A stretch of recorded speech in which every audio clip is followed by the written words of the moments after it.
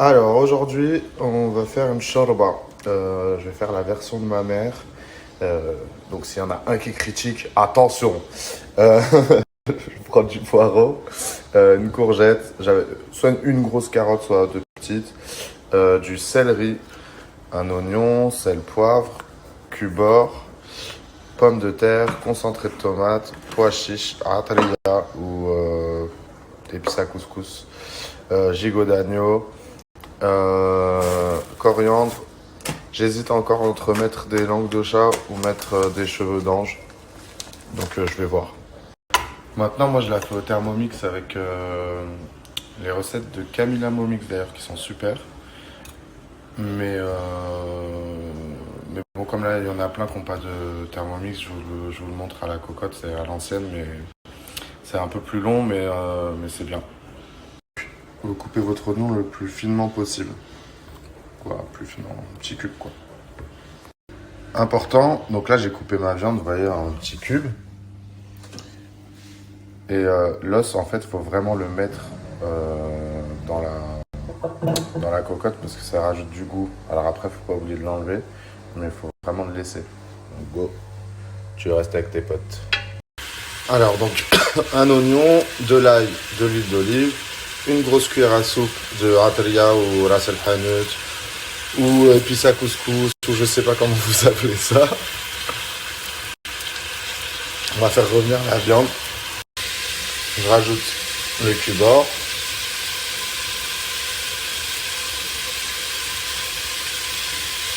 Alors je sais pas si vous voyez, mais c'est normal que les épices collent un peu. Donc faut gratter, faut pas hésiter à aller chercher les sucres pour bien faire revenir la viande. Alors là, je vais rajouter, souvenez-vous de ce que je vous ai dit hier, moi je sépare toujours mes herbes. Donc là, je vais mettre la moitié et je mettrai l'autre moitié après. Vu que j'avais pas assez de coriandre, là je vais mettre moitié persil plat, moitié coriandre et la coriandre, je la mettrai à la fin. Là, ça a commencé à vraiment bien cuire. Je vais rajouter l'eau. Et l'eau, c'est de l'eau chaude. On n'hésite pas à aller gratter.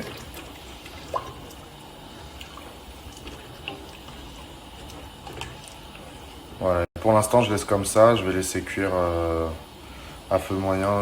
Quand même pas à feu doux, juste le temps que je coupe tous mes légumes. Bon, ça c'est perso, mais moi j'ai un petit problème avec le concentré de tomate. Je trouve que c'est souvent, je sais pas, amer, acide un peu. Donc en fait, le concentré de tomate, vous pouviez le mettre en même temps que la viande. Mais moi j'aime bien le faire cuire longtemps dans une casserole avec un peu d'huile d'olive. Et après, je le rajoute à la sauce. Voilà. Il y a une petite technique, bon là je peux pas trop le faire parce que je dois tenir la casserole en même temps. Vous écrasez le concentré de tomate contre la paroi. Là, ça va, elle est cuite. Donc, quoi, le concentré de tomate, il est cuit pour moi. Donc, je vais pouvoir le rajouter à la sauce. Le blanc de poireau émincé au maximum. Ça faisait longtemps que je ne l'avais pas fait à la main. Donc, c'est parti. Céleri, finalement, j'en ai pris qu'une branche, ça suffira. Pareil, c'est parti. On rajoute les pois chiches. La carotte, pareil, en petits morceaux. C'est vraiment pas grand. Là, je vais mettre la pomme de terre aussi. Alors tout à l'heure, j'avais gardé des feuilles de céleri. Donc là, je viens de rincer. Je vais les couper et je vais les mettre dans la cocotte. Et voilà. Là, je vais faire pareil avec la coriandre. J'ai rajouté ma coriandre aussi. Là, je vais rajouter encore de l'eau chaude pour bien recouvrir et je vais fermer la cocotte. Là, c'est parti pour 30 minutes à peu près. Bon, là, elle commence à siffler un petit peu, donc je vais éteindre.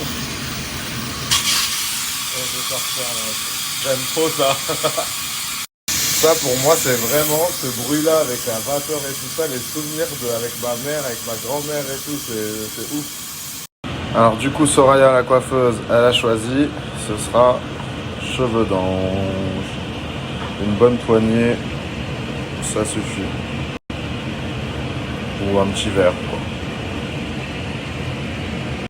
Donc maintenant je vais refermer, je vais la mettre de côté.